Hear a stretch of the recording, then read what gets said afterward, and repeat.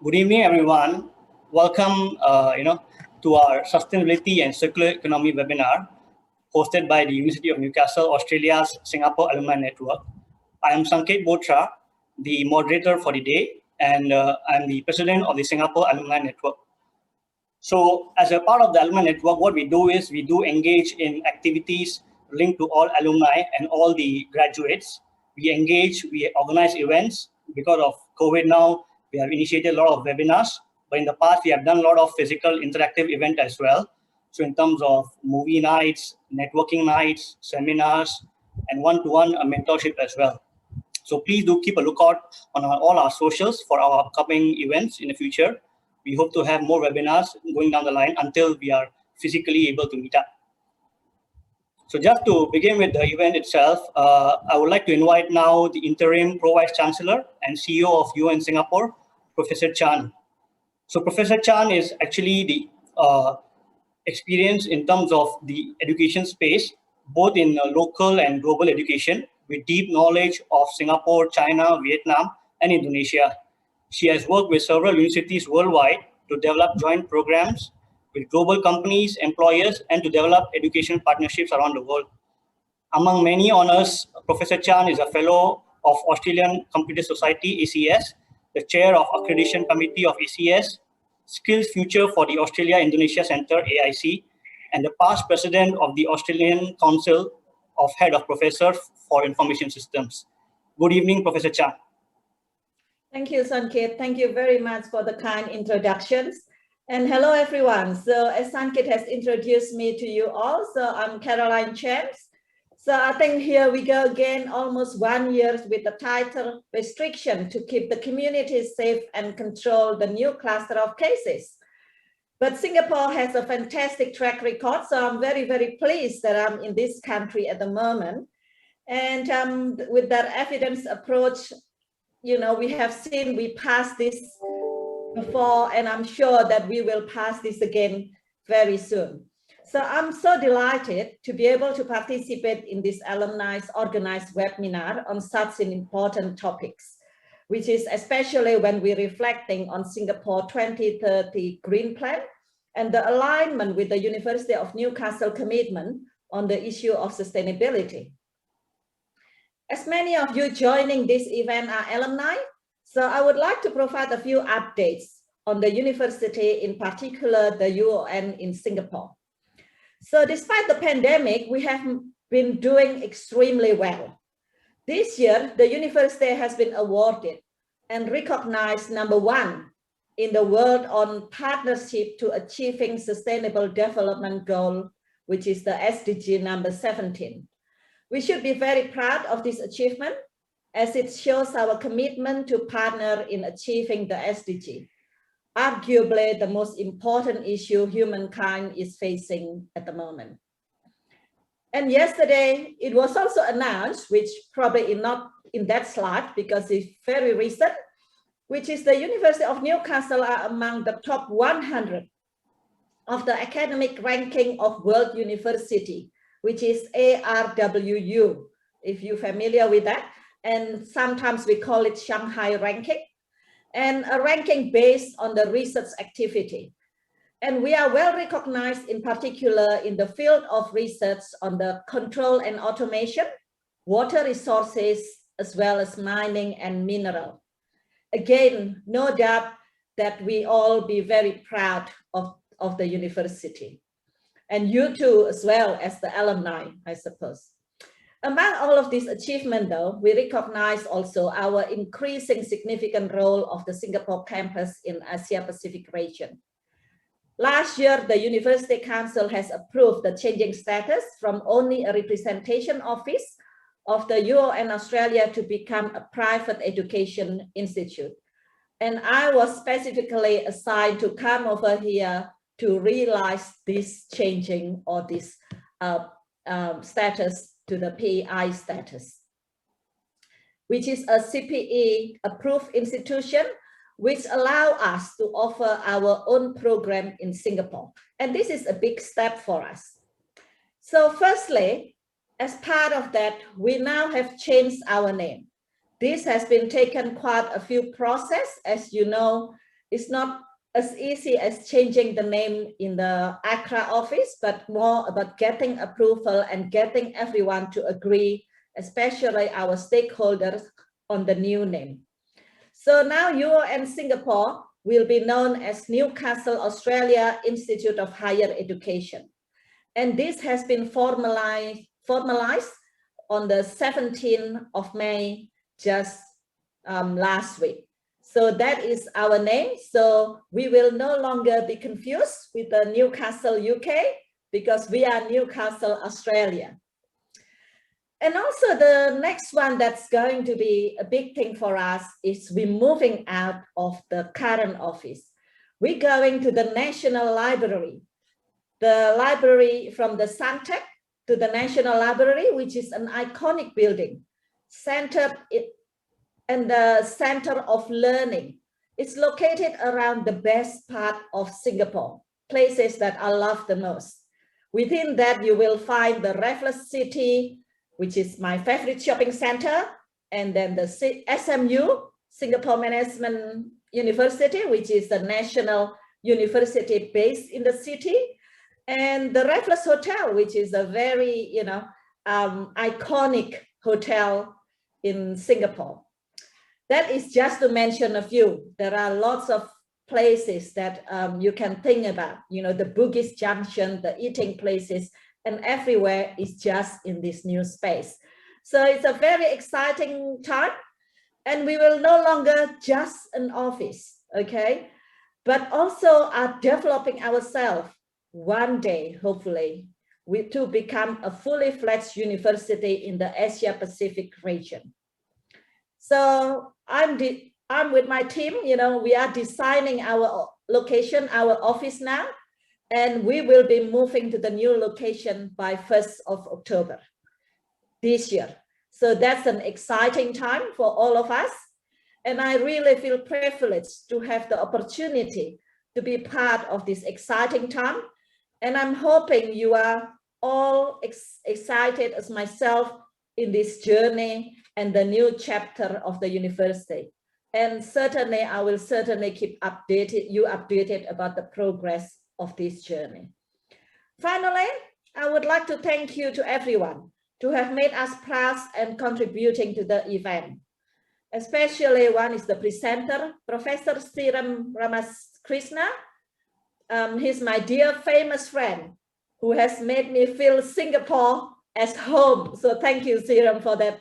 He's among one of the few persons that I feel very can relate to, and a really good friend while I'm here. So thank you for that.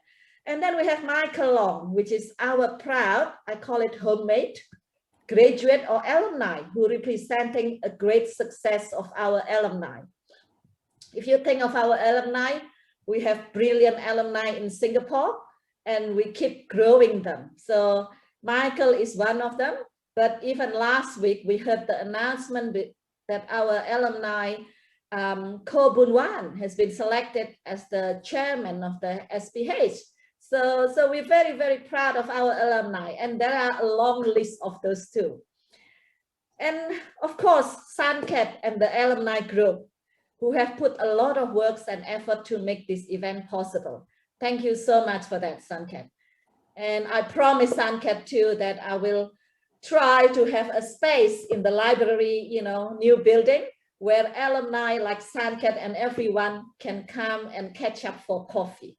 So that will happen. And of course, the UON alumni unit, that help, and my colleague as well, and UON Australia, Singapore, that have worked tirelessly to support this event. So thank you again, and enjoy the event. And thank you very much for the opportunity for me to speak. Thank you, Sanket. Thanks, Professor Chan. I think we are glad to have you here. And again, looking forward to the launch, and hopefully more friendships and bonds to be made in the new campus. Thanks a lot again. Again, to all our attendees, if you've just joined in, again, good evening. What I'll do is, before we introduce our panelists and our guest speakers, I'll run through a couple of admin things for your benefit. So if you look at the screen now, right, there'll be few things happening over the period. but please do keep both your audio and video turned off. We will be having a photo session at the end where we'll encourage and request all the attendees to open up their videos. But please do bear in mind while the session is going on, to avoid any disruption, please do keep your audio and video turned off at all times. And from the webinar itself, the format will be, we have two speakers, Professor Seeram and Michael. They will individually present each aspects of sustainability and circular economy, one from more of a regulatory technical viewpoint, and also Michael from a business viewpoint, how you can implement those targets in your company actually, whether you're a startup, you're an MNC, or wherever you are in the company.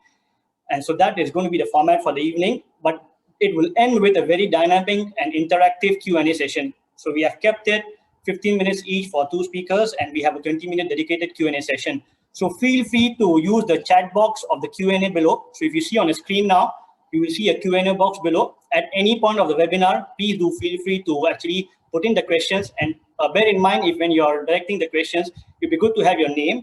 And if you have a question for a specific speaker, let's say for Professor Seeram or Michael, but the question can be for either as well, if you need an opinion and perspective from both of them. So we'll give you that. So again, that is for the format for the evening. Again, please do bear with us for any technical glitches. And again, thanks again, for joining us this evening. Before we move further, let me introduce our first guest speaker of the evening, Professor Seeram. So Professor Seeram is actually the chair of the Circular Economy Task Force at NUS, National University of Singapore, as you all know. His senior academic leadership roles, among many, include being the Dean of NUS Faculty of Engineering. He has also been the NUS Vice President for Research and Strategy. He's actually been the founding chairman of Solar Energy Research Institute of Singapore, which is known as CERIS. Prof. Seeram has also co-founded a successful international organization, the Global Engineering Dean Council, which is now known as GEDC. He currently advises universities, corporations, and governments around the world on matters relating to all engineering and sustainability. And last but not the least, Thomson Reuters have officially recognized Prof. Seeram as one of the world's most influential scientific minds. So it is a sheer delight that we have our first guest speaker here, Professor Seeram. Good evening, Professor Seeram. Thank you, Sanket, for having me on your program. Let me begin.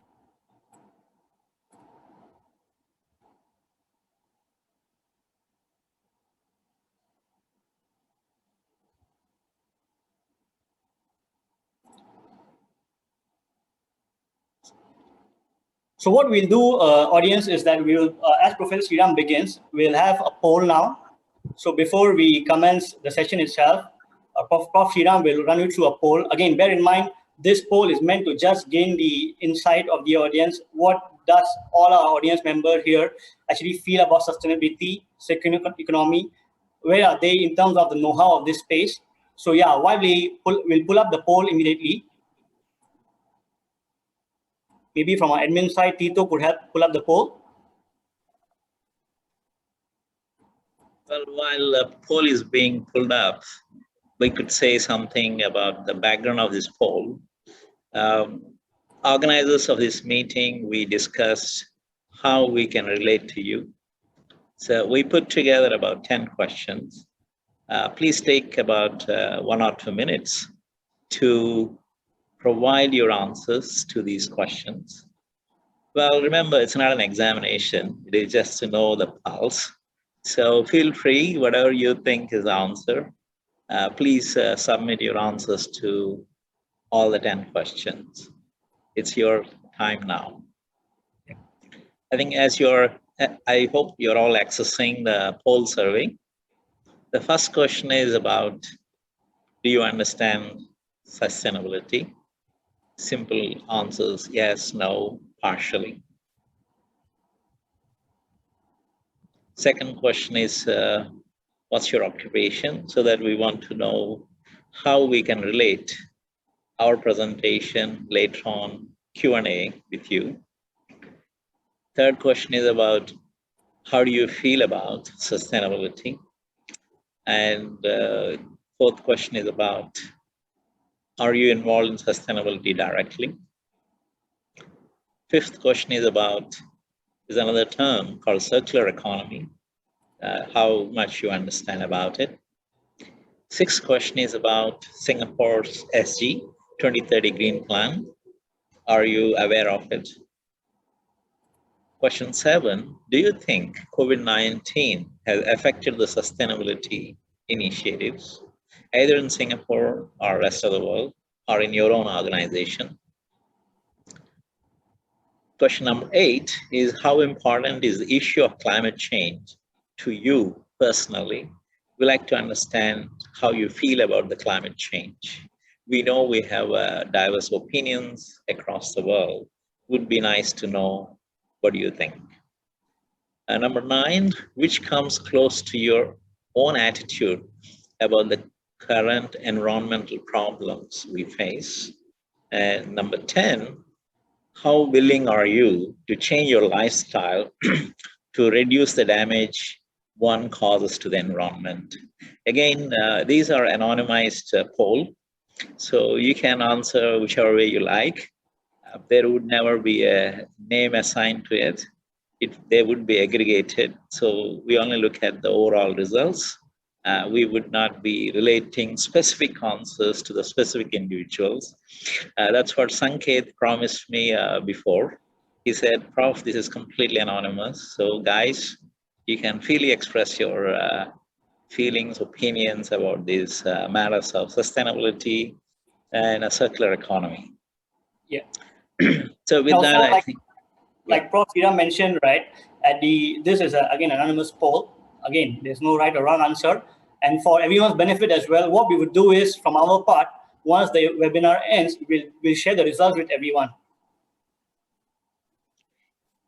Okay, so now since the poll has concluded and also we have a limited time, I begin my 15 minutes pitch.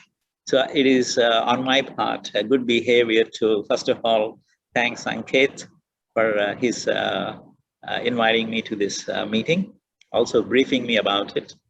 I also like to express my heartfelt thanks to Caroline Chan, Pro Vice Chancellor, University of Newcastle, CEO, University of Newcastle, Singapore. She's a great friend of mine, and we share lots of similar views on a range of issues, including sustainability and circular economy. It's actually truly it's an honor as well as my pleasure that I have known a personality like Caroline Chan. And I really hope that this is just the beginning, that we'll have a lot more interactions with all of you that are participating in this event. So I will begin my talk. Good news is I have lots of slides, but we are mindful that attendees would have a different ways of learning. So 4 things we have taken care in our presentation. First, I have a very detailed slides. A copy of that is made available to you, so you can check them anytime. Second, I do have 2 references. These are basically books written by me on this subject.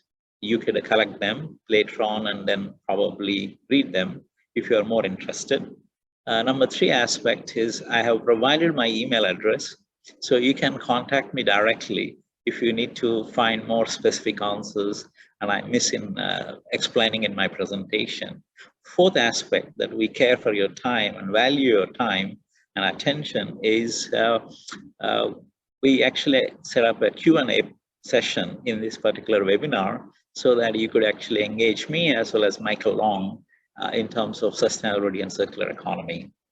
With that 4 aspects of taking care of your attention, I begin by saying that the topic I would be focusing on is the 4th industrial revolution, sustainability, circular economy, and carbon neutral economy. There are lots of words, but that's exactly why I like to introduce to you these topics. Now, why this is all so important?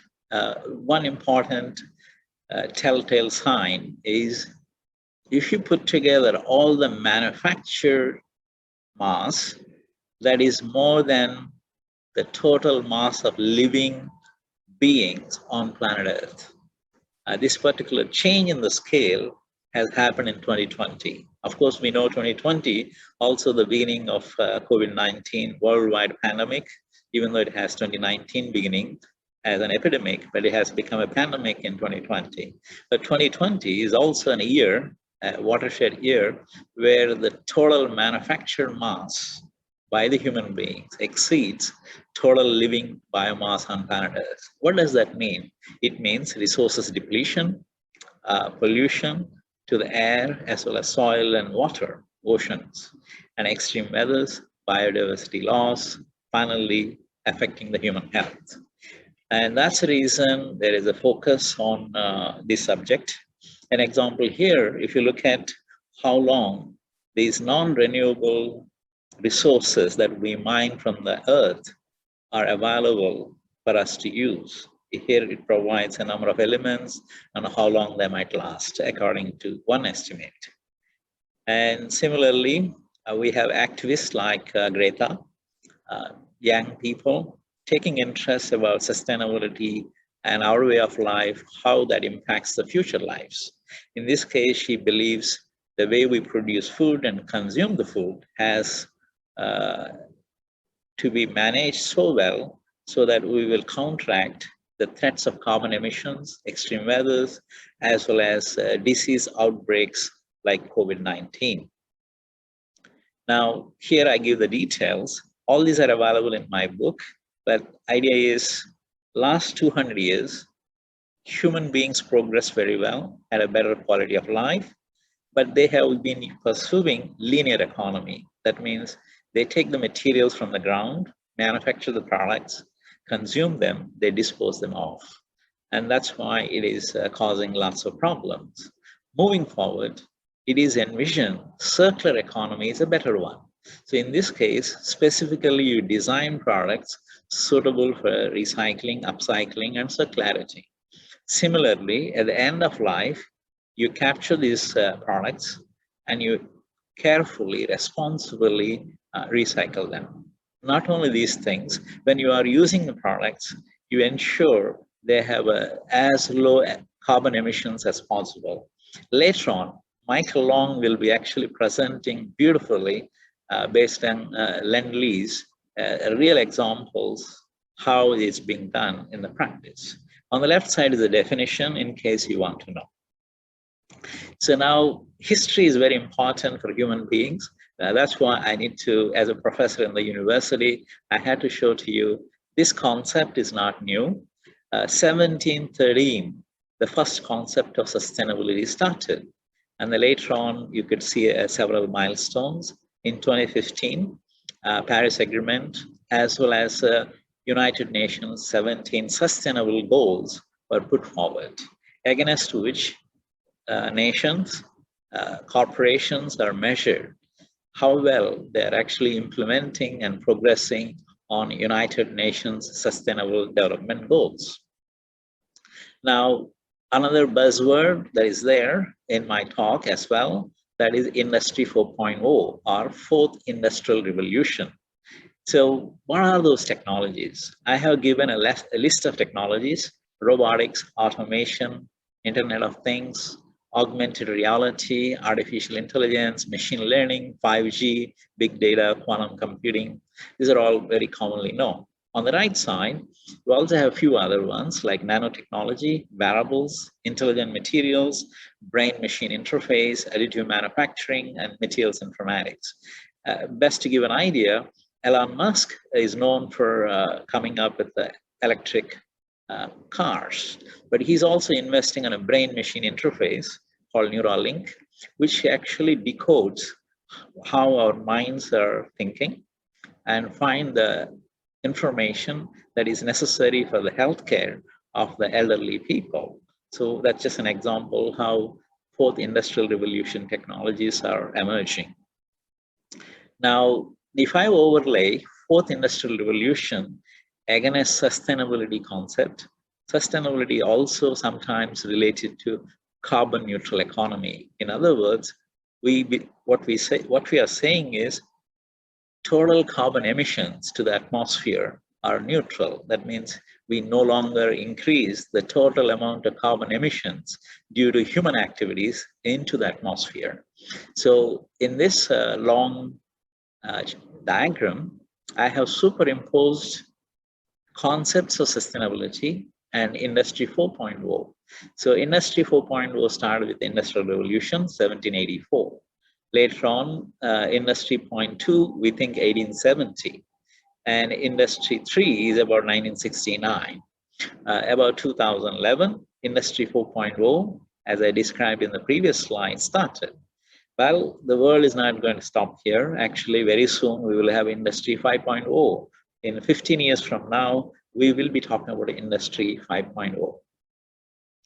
Now, if we are talking about, are we able to reach our sustainability goals on a carbon neutral economy? Most major countries, as well as corporations, announce by 2050, they would want to be carbon neutral. Singapore also announced by 2100 want to be carbon neutral.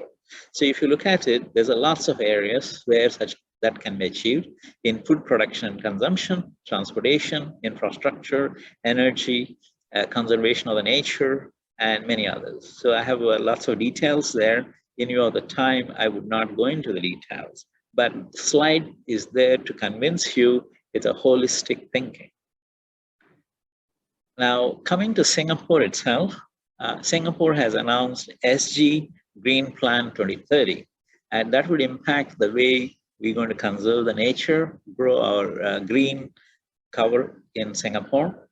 How do we improve the quality of living in HDB flats as well as other residential areas? How do we reset the energy, more and more renewable energy and less reliance on fossil fuel derived energy, and looking for alternatives like hydrogen energy as well as carbon capture and storage. And in terms of green economy, this involves investing in green products. It could be trading carbon assets, carbon offsets, as well as investing in companies that have a much better ESG credentials. And then also looking at a resilient future. In other words, how do we protect Singapore against rising sea levels and constant floods that are happening nowadays, and also the droughts in certain periods of the year. So it's a total plan, a whole of nation approach in dealing with the transition towards a low carbon economy. Now I give specific examples if you are interested, so that you know this goes into different sectors. In the case of food, we are talking about a sustainable food production. There's lots of details there. A picture is more than speaking 1,000 words. Here you can see Ms. Caroline Chan, myself, Mr. Jaspal Singh, as well as many others. We had visited a blue ocean aquaculture by a person called Ng Yakse. He has a very interesting background. He's an electronics engineer. He actually runs an electronics company in Singapore. At the same time, he chanced upon sustainability and sustainable aquaculture. So he started this company about 5 years ago. He's using lots of fourth industrial revolution technologies in monitoring city-based, industrial-based aquafarming. So he grows this very nice fish and supplies to the restaurants across Singapore as well as regional countries. He's also using nano oxygen diffuser. So it is basically an illustration to all the attendees that if you are in a particular sector, it would not stop you to look for opportunities in the sustainability sector. And other one is electronic waste. Singapore introduced electronic waste recycling, what they call extended producer responsibility. I advise National Environmental Agency on a number of these factors. And here, a company called Alba comes to the different households, collects electronic waste. They ensure a proper reporting of waste collection, recycling of the electronic waste. Same thing is going to happen for the plastic waste, food waste, as well as the packaging waste. And here is an example of how low carbon economy opportunities are coming in several industrial sectors. Now, if you want to understand in a simple way as a take-home message, if you're a student or an aspiring entrepreneur, future is about low carbon materials, low carbon products, and low carbon services. And you can think of at a household highly efficient appliances. So you're basically reducing the carbon footprint as well as reducing the emissions. You're also reducing the total energy consumption. And similarly, we at the Singapore Institute of Directors focusing on ESG, environmental, social governance reporting by the companies. Lots of companies that are listed in the Singapore Exchange are now required to produce an annual report about their ESG compliance. So if you think about it, many companies need to harness fourth industrial revolution technologies in collecting the data, sharing the data in a transparent way so that they can be analyzed and a credibility can be given. Most recently, Singapore Exchange announced what it's called CIX, Climate Impact Exchange. It's the first of its kind in the world. What is this exchange is going to do? It's a partnership between DBS, Temasek, StanCharts, as well as SGX.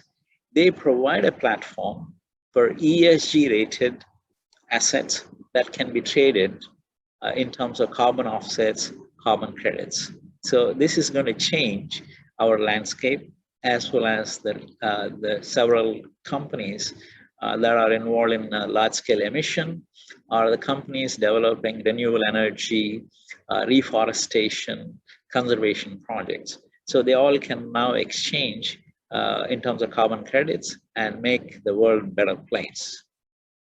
So these are examples of carbon credits and how 4IR technologies are used for tracking 7 million trees in Singapore. Just for you to note, Singapore has less than 5 million people, but it has 7 million trees.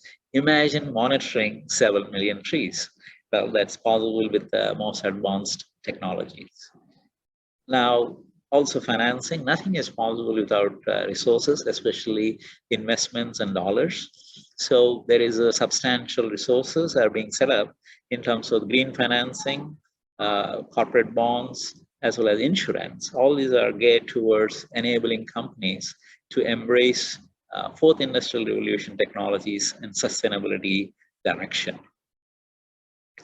And there's a lot more other sustainability articulations. You could be more related to some of those aspects.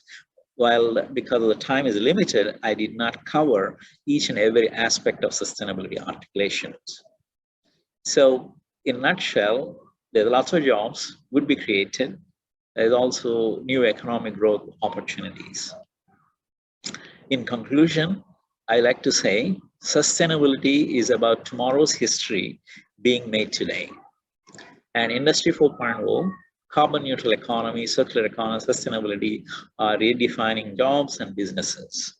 So in the past, people were just looking for jobs for survival, and they were more looking at the more satisfying jobs. But right now, the workforce, which involves lots of millennials, they are seeking fulfilling and meaningful careers like Sanket, and Industry 4.0 skills, sustainability thinking, lifelong learning, attitude for the new jobs and opportunities is the way forward.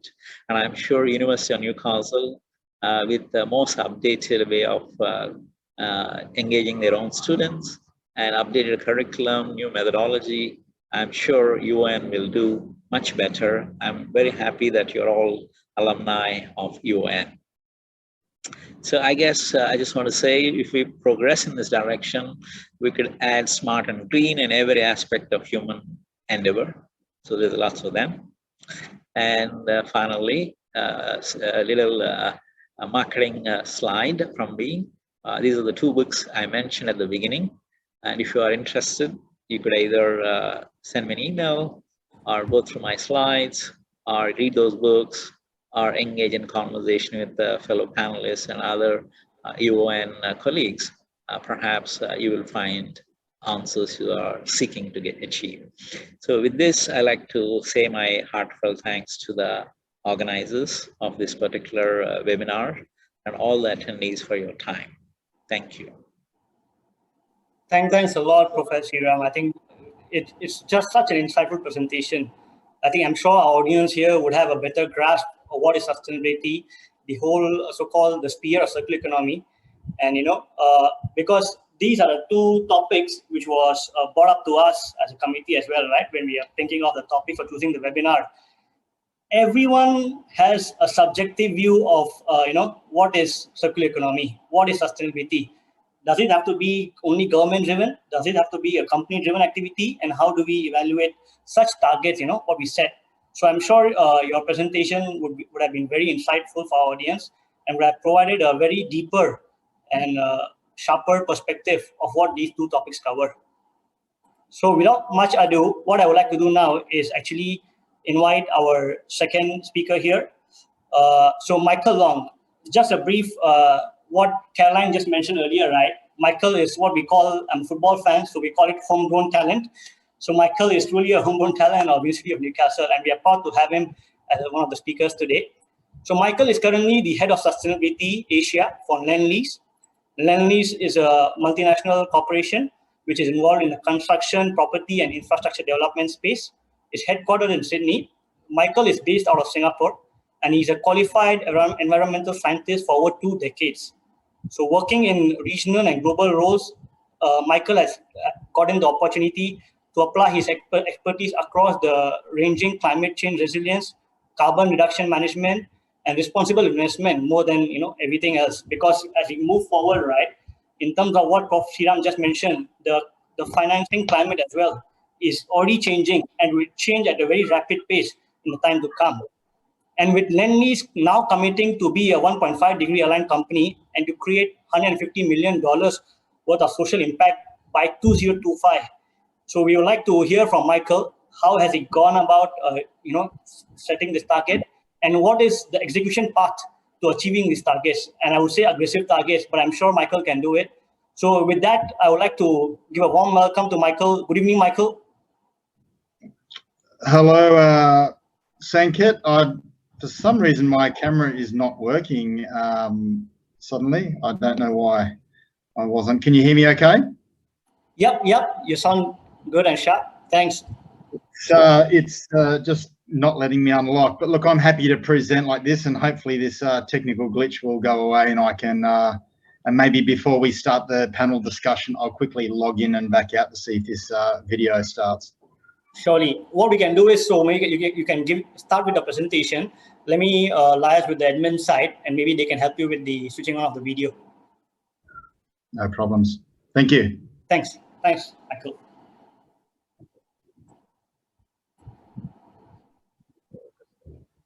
So are you going to share my... Yeah.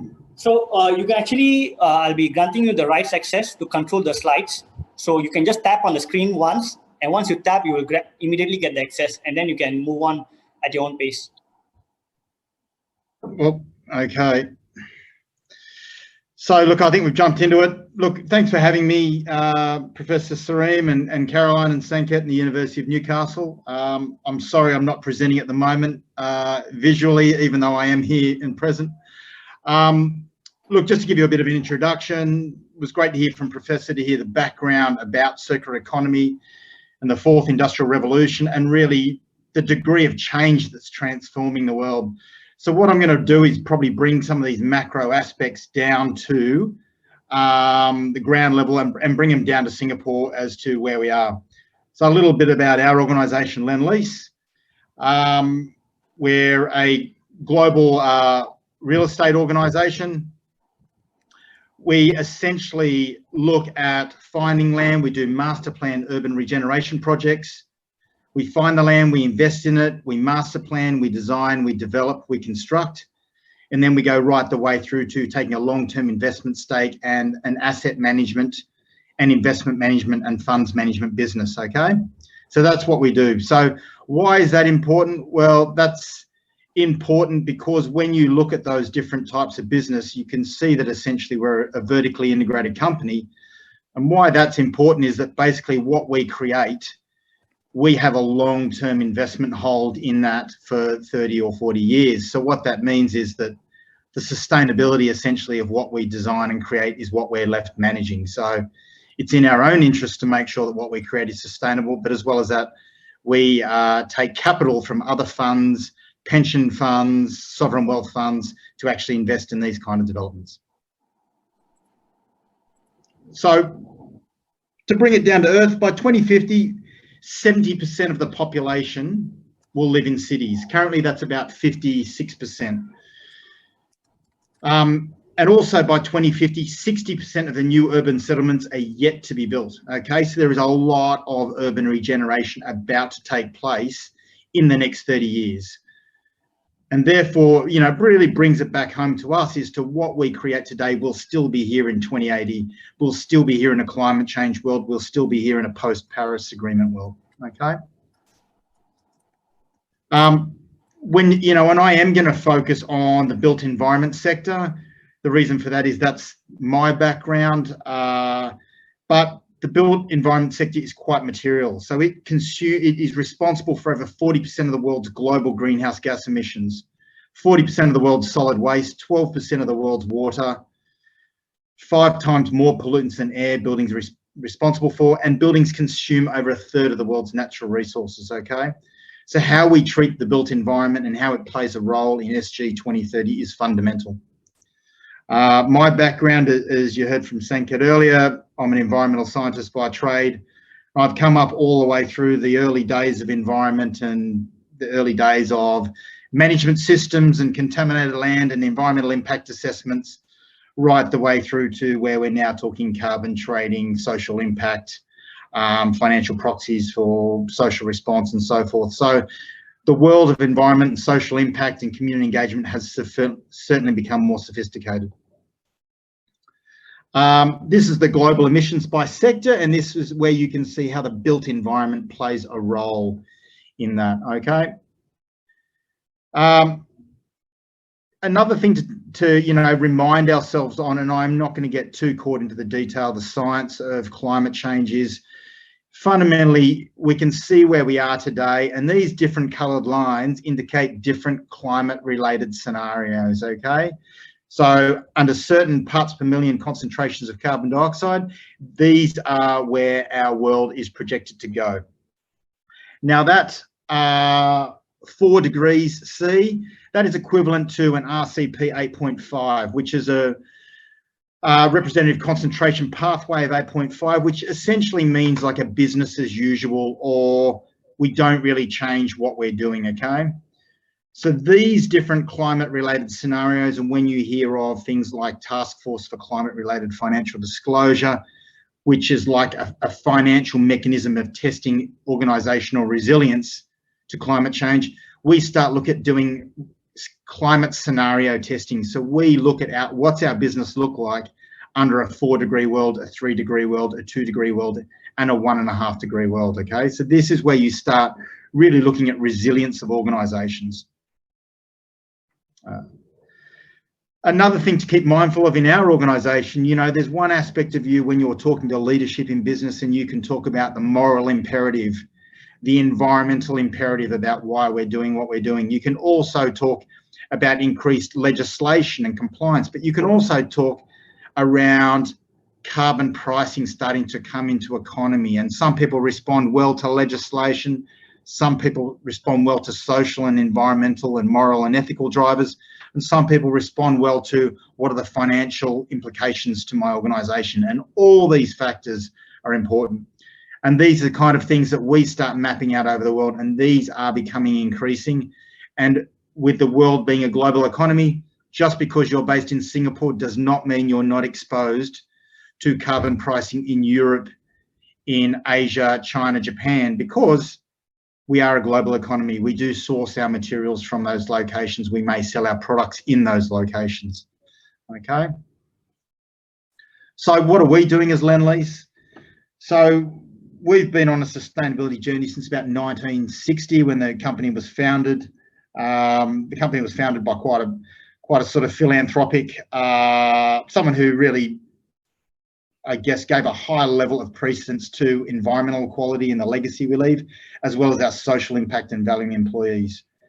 But more recently, just to focus our discussion, we've announced 2 targets there about being a 1.5-degree company and to set a net zero carbon around all our emissions globally by 2025 and absolute zero by 2040. So what that means is all the electricity and fuels we use and burn on construction sites and in our assets will be net zero carbon by 2025. But by 2040, we'll be absolute zero, and that includes scope 3. So that includes the carbon in all our embodied energy materials we use, like concrete, timber, steel, aluminium, brickwork, blockwork, as well as our tenants' energy. So that's a very ambitious target, and I'm going to walk through a few of these little things in a moment. And our social impact target, which I'm not going to spend too much time on just because our time is around about driving social end value and creating financial proxies for how we're investing our money in driving social impact. Now I'm going to talk a little bit about SG 2030 and how it relates to a development we've recently done, but we do these all over the world and all over Asia. But this is fundamentally showing how something like this translates and relates to SG 2030. So this is Paya Lebar Quarter. Some of you may be familiar with it. It is a development in Singapore at Paya Lebar, and it's right on the MRT station. There is a very broad sustainability strategy around this that covers all social and environmental aspects, but I'm just going to pull out 6 particular aspects just to talk to for the purpose of this discussion and to hopefully get a few questions from everyone on. Okay.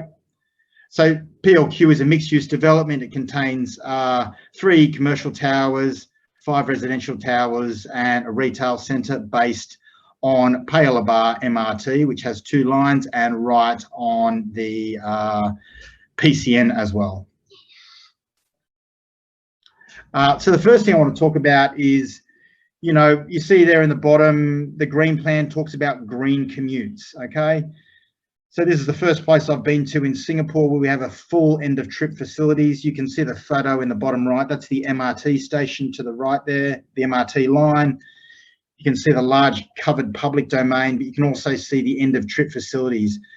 So when we were creating this some 6 years ago, and this development is now finished and fully operational, we were talking about putting end of trip facilities in so that people could cycle, run and walk to work.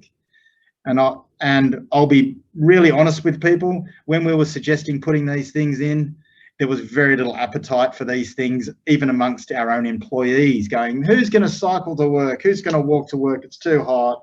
I'm not going to be keen to do that. There's no way. What we found is we've put end of trip facilities here that have showers, towel service. You can lock up your gear. It is a comfortable place. You can iron your shirts. It's something as small as that, but because this development's on the cycle network, it makes it easily accessible, and the amount of people starting to cycle in, and even in a post-COVID world, the amount of people starting to cycle in even more has significantly increased. Not only are there those more healthy options, but there's also green transport options such as 2 MRT lines, bus stops, 2-car taxi drop-off.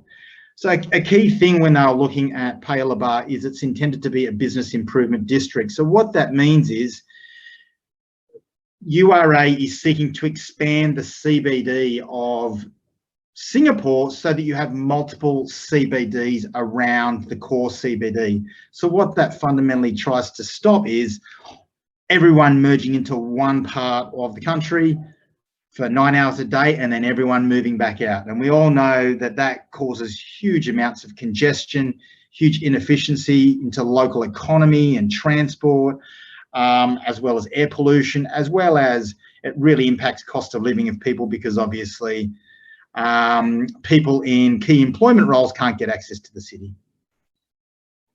Secondly, this is about saving precious resources and reducing carbon footprints. Paya Lebar has a whole heap of rain gardens that basically collect roof water that would normally be going straight into stormwater.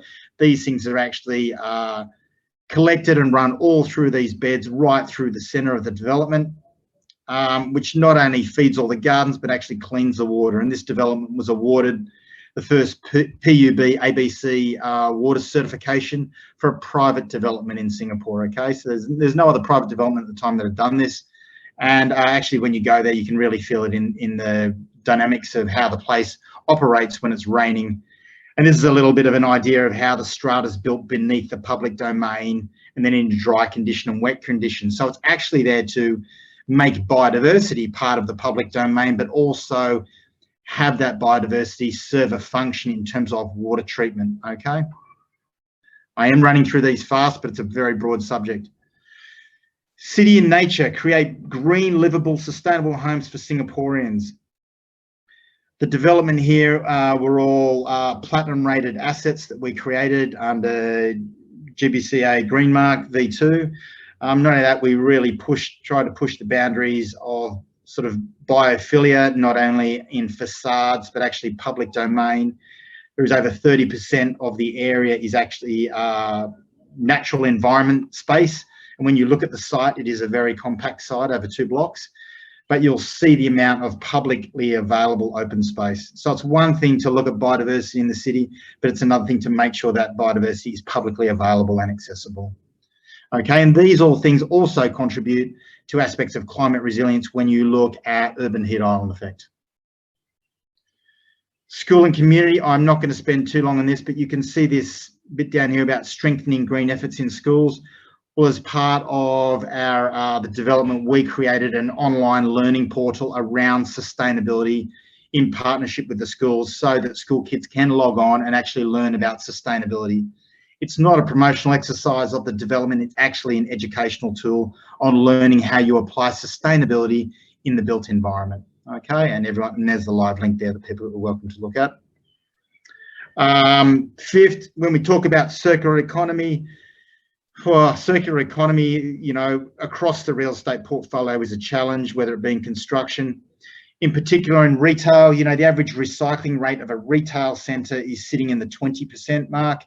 It's extremely poor and extremely challenging, and there's a lot of moving parts to this because we are a landlord, we don't control tenant behaviours.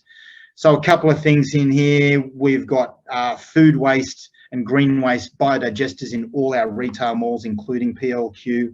We're running pilot programs with QR waste coding so that tenants can actually understand what waste they're generating, engagement programs, and we've also embarked on a 3-year waste in retail research initiative with WWF, and we're about to launch that report in a month or so, trying to pull apart the challenges of waste in retail and how we can make a material difference on that.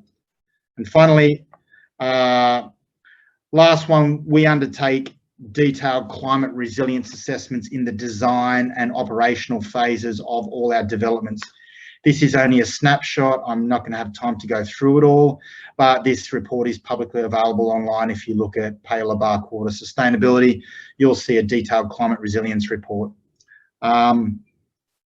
So finally, you know, to bring all this together, when you think about Singapore 2030, from a real estate and built environment perspective, you know, I really do personally think that sustainable districts, and I don't say sustainable buildings, I say sustainable districts are critical to the SG 2030 plan.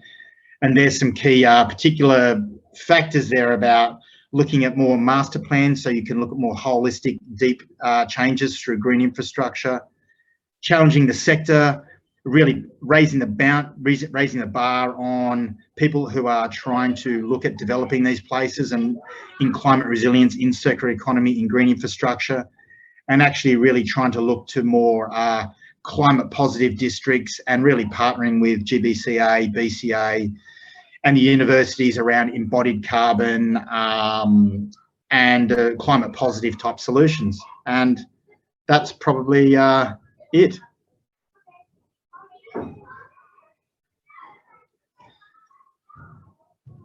From me. Sanket, did you want to take over from here?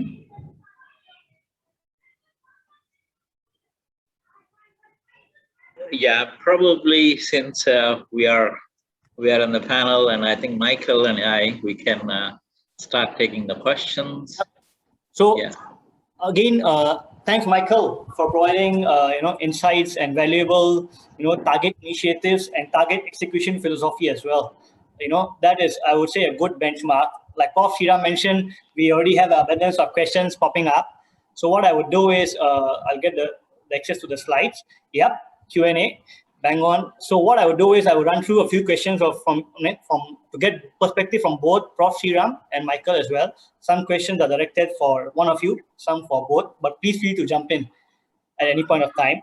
So the first questions we have is actually from Dr. Deepak. He is from Edu Energy Singapore. He has a question each for Prof. Seeram and Michael. So for Prof. Seeram first, he mentions, I appreciate sharing of your insights into sustainability and circular economy. Could you share a bit more details and your opinions on number one, sustainable education system, and number two, top leadership's commitment to sustainability, considering the choice of following up of imperial style of living and lifestyle and protocols. Again, so number one, sustainable education system, and about the leadership commitment in organizations. Thank you for that question. Of course, it's a very important question. Just give you statistics. There are about 20,000 universities, but less than 800 universities are seriously committed to sustainability education in their programs. So that means in the university sector, worldwide basis, it has not become mainstream. So among the 600 or 800 universities that are progressing on sustainability direction, we also see a distribution. About 200 universities have a lot more deeper curriculum dealing with the sustainability for all of their students. And for other universities, they have a specialized programs. So as you asked, what the universities are doing, my belief is sustainability has now become a mainstream, partly because governments have signed up for the climate agreement in Paris a few years ago. And now many countries are pledging carbon neutrality. The corporations are talking about carbon neutrality by 2030 or 2050. So they become the drivers in terms of the future graduates they're looking for, also the projects they're likely to fund. So in other words, now the universities would have to progress in this direction much more than what they're doing now. Your second question about the top leaders, how are they leading a sustainability lifestyle thinking? I guess, I think this is also a lot more education is needed for the top people that involves the policymakers as well as CEOs of the companies. There's a lot of opportunity for giving them opportunities and knowledge and facts to appreciate sustainability.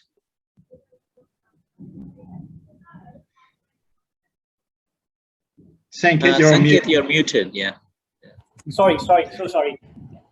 Thanks for Seeram. I was saying, Michael, do you have any opinions or inputs on that? Yeah, look, I think in terms of what universities are offering, what I do tend to interview quite a few graduates in the sustainability space across Asia. I find that graduates are getting a solid understanding of a lot of sustainability principles and around technological solutions. I think there's still a lot of opportunity to grow in terms of how they understand business cases of applying a mix of those various solutions to an organisational situation. I think there's a lot of opportunity there because you need to consider quite a number of factors when you're looking at that. So I think that's a really, the more students can really get closer to being in workshop scenarios and trying to figure out, well, okay, we've got 150 different opportunities here, but how are we really going to stitch this together considering where this particular business or organisation is at and where they're trying to get to, and taking an organisation through that grassroots of what's material to my organisation and where can I actually genuinely have an impact, as opposed to I've quickly got to have a target like everyone else, even though that mightn't be, core to my business, because that's a critical driver for boards and CEOs. If they can understand the materiality piece, you can get huge traction. I think in terms of leadership, and when Professor was saying that before, I think there is no shortage now of information and interest from a lot of executive leadership across organisations in the space. I think they're getting it from all angles, not just sustainability practitioners, but they're getting it from the finance industry, from people in insurance, they're getting it from investors, they're getting it from rating agencies and organisations, they're getting it from stock exchanges like SGX. So they are getting a lot of information. I think there is still a fair journey for people in the board and a lot of leadership teams to be able to shift from that volume of information into how do I action this? I think a lot of them feel a bit almost overwhelmed by where to start. And I think that's a really important thing to consider when talking to large organisations about where they are on that journey. Thanks, Michael, again for that. Just to bounce off one more question from you, from Dr. Deepak, Michael. So Dr. Deepak mentions that there are reports he has read in Straits Times that solar energy installations, right, on rooftop actually may create, heating effect by increasing the temperature in the region and thus neutralizing its usefulness. Is there any truth to such reports? I can see you smiling there. Look, with many initiatives, whether you're trying to decarbonise the world, you've got to look for any perverse environmental aspects. A good example is, in real estate, we look at biodiesel and you think, okay, well, the first thing to do is eliminate Scope 1 emissions from construction. And if you look to biodiesel, then you immediately have to look at your feedstock source. The last thing you want to be doing is using biodiesel that comes from a potential food source or using agricultural land for feedstock. And therefore, you've created another environmental impact by trying to reduce emissions. So I think on solar panels with regards to urban heat island effect, I think you would probably need to look at that on a case-by-case basis. That might be relevant in the centre of a city that does significantly suffer from urban heat island, and I think it will be a balance, and you'd need to look at local climatic patterns for that. But you also need to balance the trade-off with if you do have increased heat, what is the impact of sea level rise on that city? Yep. And therefore, if you're displacing 2 million people through having less solar panels on roof because you don't want the heat, but you're going to get the heat anyway because sea levels rise because you're using coal. So I think you do need to make these informed trade-offs, but would that mean a material difference by having solar panels on your roof? I don't think so in terms of urban heat island effect, but that's my opinion. Yeah, thanks, Michael. I think that summarizes it well. Prof. Seeram, any take on that? Well, I think my way would be we need to invest more money to study these things, because when you change the boundary conditions, we get different answers. This is how an academics would answer. Yeah. Thanks, Prof. Just to bounce off, we have one very nice question from one of our students, actually. He's actually not from engineering or sustainability space. He's from media communication space, and he's pretty excited about this. His name is Guanjun Zhang. He says, I'm studying media comms at UON. My question is, which I feel is very valid as well, my question is, due to pandemic, the usage of disposable masks are massively increasing and affecting sustainability. So what do the speakers feel, initiatives we could take or to do to reduce or decrease this damage? Okay, so I can explain it. One thing is good that people are using disposable masks, because that's necessary for saving their own lives and families and others. But as you asked the question, there is exponential waste generation because of this mask utilization by people, and they are normally used at least only once a day, depending on their way of using it. They are throwing it away. Even though there are reusable cloth type masks, I do see a lot more people are using disposable type masks. So there are two kinds of waste generation. One that is generated at the hospitals, which is handled much more effectively, because that's a standard practice as a biohazard waste.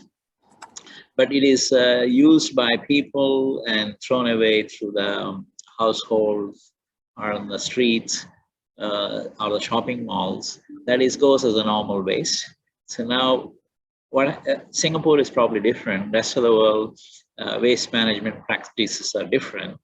Finally, you do see evidence they're ending up in oceans and waterways and polluting long term.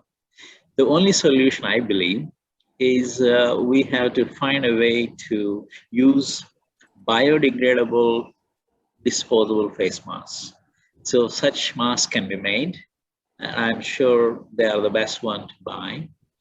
So my advice would be to still use disposable face masks, but they should be biodegradable materials. With that, I think it's a very responsible way of living, taking care of self, at the same time caring the planet. Because plastics takes hundreds of years to be in the land or ocean to disappear. Thanks. The only yes, Michael. Keep going. Yeah, look, the only thing I completely agree. It breaks my heart, and I think if anyone who's been to a hospital, whether or lately, to see the amount of disposable clothing, not just masks, but the whole lot, it's very significant that's going on in the world at the moment. And maybe there's a sweet spot.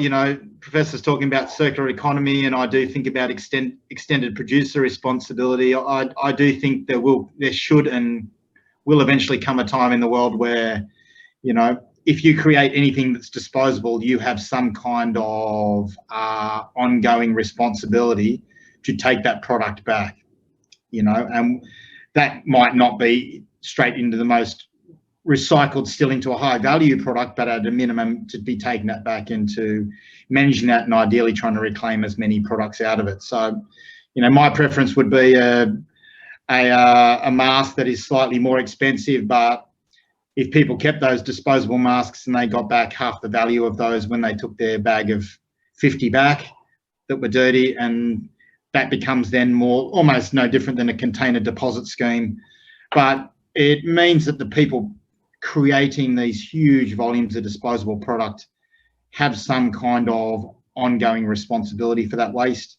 I know we're talking a fairly big circular economy piece here when we're talking about that, especially, and there's obviously biohazard issues in that, but I do think that, no different than creating computers and TVs that end up in the bin is my view. If there's a hook holding those producers onto it and there's a value in it, then maybe they'll put in the resources to try and recapture the value of those products. Yeah. Thanks, Michael, again, for opinion on this. I think that is such a deep and such a personal topic given the scenario we are in now. So again, thanks, Prof. Seeram and Michael, for sharing, your views on that. We have the good thing here is that we have a lot of questions. The bad thing is the timing, but we'll try to, again, to the audience, we'll try to maximize and run through as many questions as possible. So I'll add two questions from Michael here in one phrase specifically. There's one from Wei Ming Lee. He's a support engineer. His question is, what incentives or how do you incentivize, Michael, this for you, in terms of land lease rise? How do you rather encourage tenants to adopt more sustainable practices? That's number one. And there's another question coming from Gaurav. So he says, Michael, what are the instruments land lease is using to achieve absolute zero carbon by 2040? Oh, wow, two very different topics. Okay, how do we incentivize tenants? So what we firstly do is we typically only build and directly invest in assets which are top 1 to 2 tier green ratings. That would be a platinum building, let's say, in Singapore. So one, we only go for those kind of buildings, and we do target tenants that have similar aspirations in sustainability. So because if we can provide them with a tenancy that aligns to their own corporate energy, water, waste, decarbonisation aspirations, then their own corporate footprint certainly reduces. Secondly, to incentivise tenants, we create green leases for those tenancies, and we also provide a number of programs that promote those tenants with other tenants and with customers around sustainability related initiatives. And not only that, if the tenants occupy retail centre that runs at 30 to 40% more energy efficient and more waste and water efficient than a typical retail centre, then that flows through to that tenancy's outgoings. Okay. Yeah. Not only that, we're also able to provide data back to tenants on how they're performing, so that they can then use that data to inform their own corporate operations and their own corporate commitments.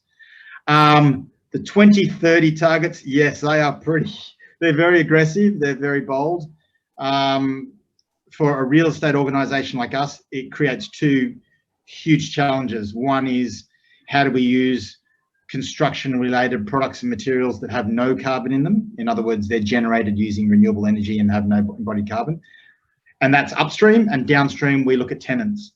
So really, between here and 2040, one of my targets in Singapore is to get all our tenants onto green energy. Now, do I have an answer for that and getting them all aboard? No, but certainly we're going to look at everything from how can we look at group procurement of green energy, renewable access to renewable energy certificates, how can we incentivize it in tenancy leases, and how can we partner up with tenants around this journey. And we appreciate they're not all going to do it overnight, but we've got to get them on a journey. And we think if we target the big tenants first, who do have corporate objectives in this, there's an aspect of critical mass. And that's the same with the big concrete players and the big steel players in the embodied carbon upstream. Hopefully that answers the question. Yep, I'm sure it does, Michael. I think thanks again. I think it summarizes the importance of involving all key stakeholders, to helping achieve those targets, and at different spectrum and at different phases. There are two questions for Prof. Seeram. One is from Kaushik. Again, shout out to Kaushik. Kaushik is one of the leaders in the previous alumni network. So Kaushik is asking, Prof. Seeram, in pandemic, there are new ways of working emerging, work from home and, work patterns of food deliveries. Number one, is it beneficial for sustainable initiatives? And number two, how can we promote or adapt or create more sustainable initiatives in this work from home phase? And the second question is from Rudy Fang. She's from Kasia, BC, Singapore. Rudy is asking, what do you suggest, Prof. Seeram, for all SMEs who are willing to be and actively seeking to be involved in the sustainability space? What are the baby steps they could take, to commence their journey? Yeah, thank you. So I think work from home, it seems to be the normal or new normal for the foreseeable future. Professor Caroline Chan was saying in the beginning of this webinar, even probably middle of 2022, it is likely to be a scenario. So the question is, how can we have sustainable practices? For example, we all used to use a lot of digital technologies, but most of them requires lots of data, management of data, and that means data centers and servers. I'm just giving an illustration. Data centers around the world right now, they are actually energy guzzlers. They take lots of energy. Of course, Michael says you have to have the convenience and also provide the right service. At the same time, you are paying a penalty on the carbon emissions. So sustainability thinking means, how can we have these data centers powered by renewable energy? They may have better building designs so that the total cooling rates doesn't require a massive cooling systems. That's on the industry side. At the personal level, for example, if I can use less time, especially internet, digital services, TV and entertainment, maybe talk to the people in the family or the friends who are with you within the same boundary might be best way to reduce. And well, home cooking is a good idea, but I don't want to put the businesses out of business. So it's a balance. So if we can cook, and why not have fun cooking together? That's the way. Even though I make it as a joke, but there's a lot of sustainability thoughts there, healthy thoughts as well.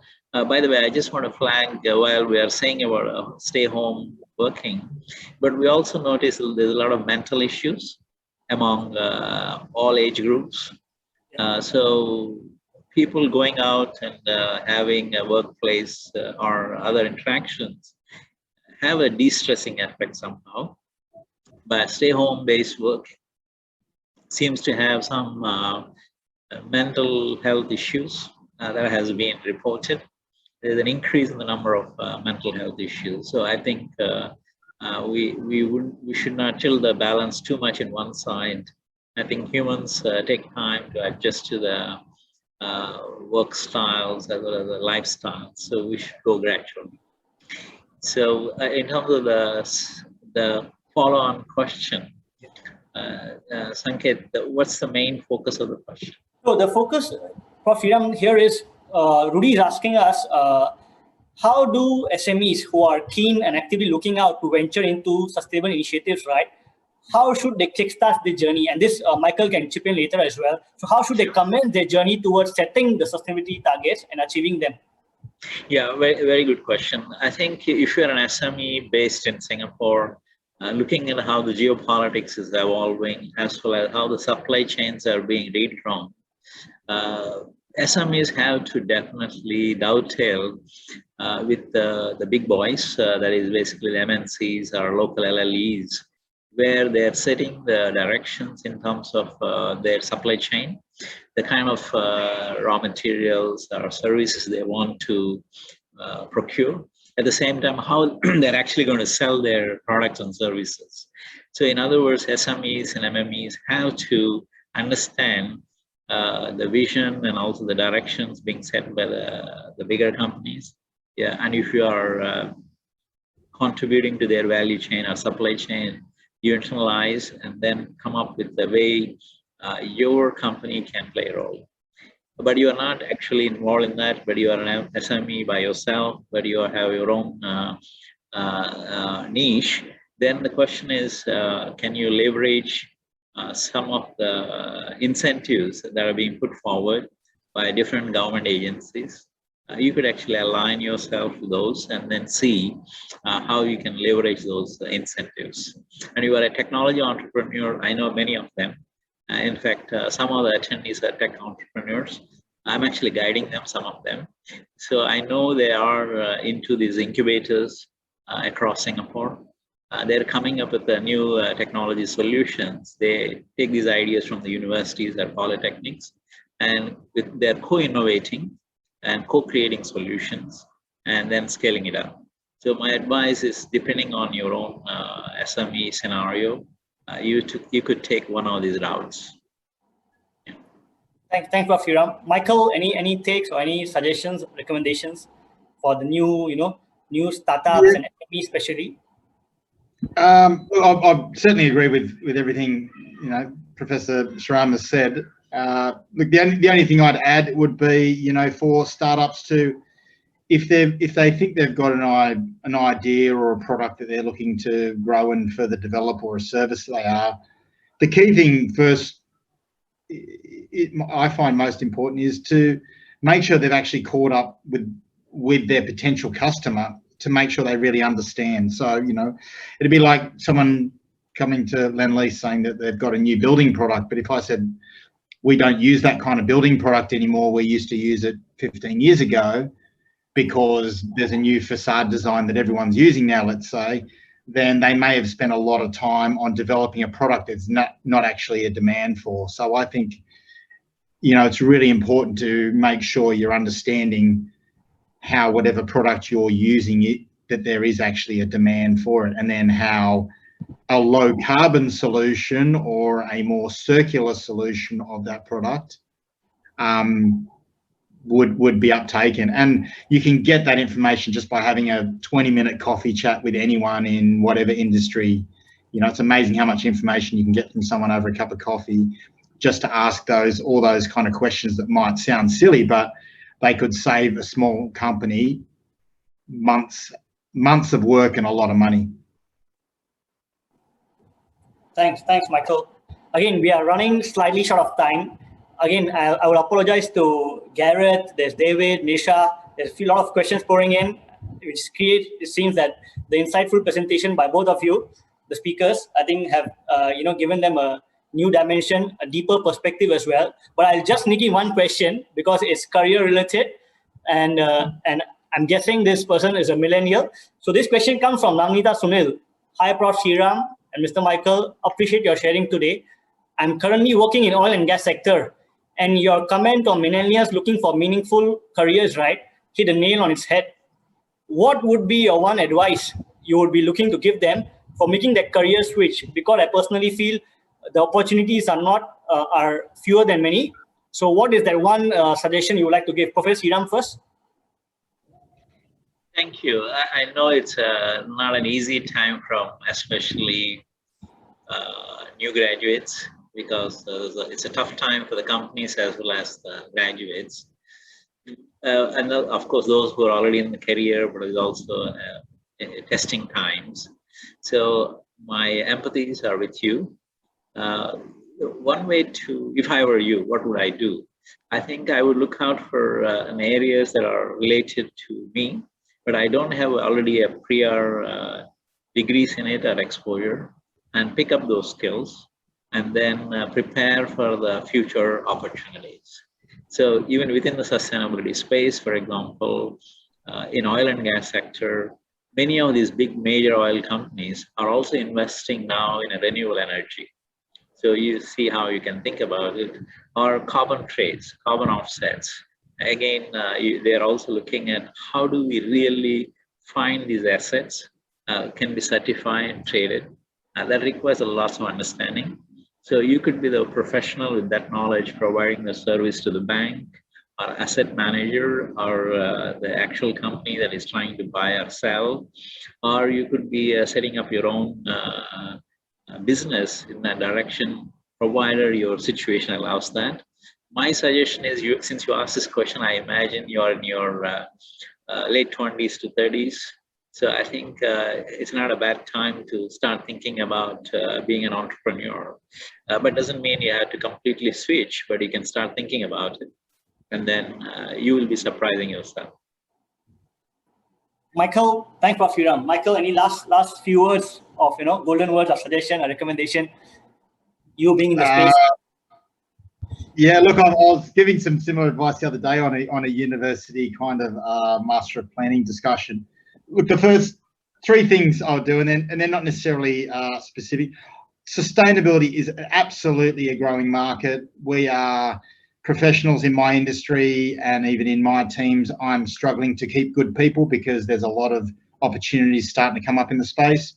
So it's certainly, if people are genuinely interested in this, don't feel that you need a degree in sustainability to be a sustainability professional. I've employed great sustainability analysts that have come out of finance. I've employed people that have come out of marketing communications and have gone into social impact work. So don't limit your qualifications to the kind of work you're interested in. But firstly, I would say, one, follow what you like doing, because typically what you like doing, you might have a bit of a talent at. Secondly, I would say reach out to professionals that are maybe doing the kind of work that you'd like to do via LinkedIn and via the networks. It's amazing if you're just on the front foot and you ask a few questions, they might either have an email chat or a virtual chat with them just to ask some questions. And via that, after a while, some of these people, you might be able to set up a bit of an informal mentoring or network with these people where you just catch up with them every 3 months and say, oh, I just want to, because when you keep your presence in those kind of circles and you do start talking to these people, you do start to get to know people. And sometimes jobs come up where you'll be at the top of their mind because you've caught up with them 3 times over the last 9 months. So I would say that kind of proactive approach to things, don't just wait for CVs and this kind of business. I think that kind of proactive interest and asking questions is great. And for me, that shows that someone's got the potential beyond what their qualifications are. Thanks again. Thanks, Prof. Seeram and Michael, for those golden words, because, careers are critical in this industry, right, going forward. Again, this brings us to the end of the webinar. So sorry for the pending questions. Please do write in to us. We will link up with Prof. Seeram and Michael to have them answered to the best of our abilities. Lastly, I would like to share, again, a feeling of gratitude towards all the attendees. We had at peak more than 85 attendees today, which is a great turnout for such a niche topic. We appreciate that, from 13 to 14 different countries, from diverse industries, and a mix of alumni, guests, and students as well. So again, once again, thanks a lot. I would like to thank my team, specifically the committee who has been, I'm blessed to have this team help organize this, apart from UN Australia team as well. So you can see Joy is there as a VP, Lisa, Carmen, and Tito. So these are my committees. Please look us up on our socials, on our platform.